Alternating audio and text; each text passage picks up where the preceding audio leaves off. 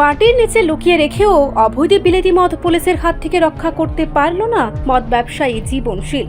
জানা গেছে বিশালগড় থানার অন্তর্গত অফিসটিলা এলাকার জীবনশীল দীর্ঘদিন ধরে অবৈধ বিলেতি মদ বাড়িতে রেখে ব্যবসা করে চলছে।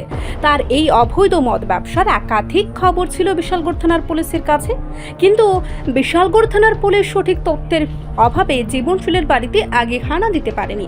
অবশেষে গোপন সংবাদের ভিত্তিতে বিশালগড় থানার অ্যাসিস্ট্যান্ট সাব ইন্সপেক্টর মধু চক্রবর্তীর নেতৃত্বে পুলিশ ও টিএসআর বাহিনী বৃহস্পতিবার দুপুরে অফিসটিলাস্থিত জীবনশীলের বাড়িতে হানা দেয়।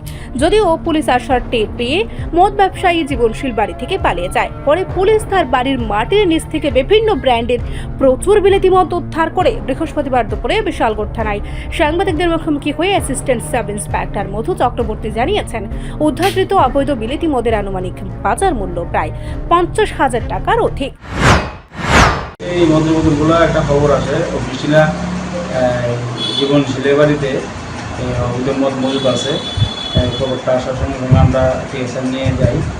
পুলিশ টিএসএন নিয়ে গিয়ে বাড়ি করার পরে বাড়ির পেছনেটার পক্ষ থেকে মদগুলো লুকানো অবস্থা ছিল।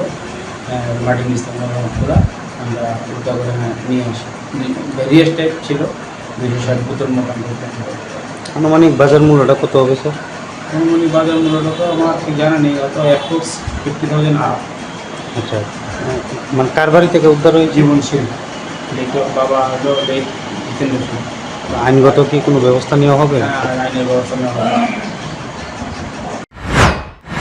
জানা গেছে পুলিশ মদ ব্যবসায়ী জীবনশীলের বিরুদ্ধে আইনগত ব্যবস্থা গ্রহণ করবে। রিপোর্ট সংবাদ প্রতীক্ষা।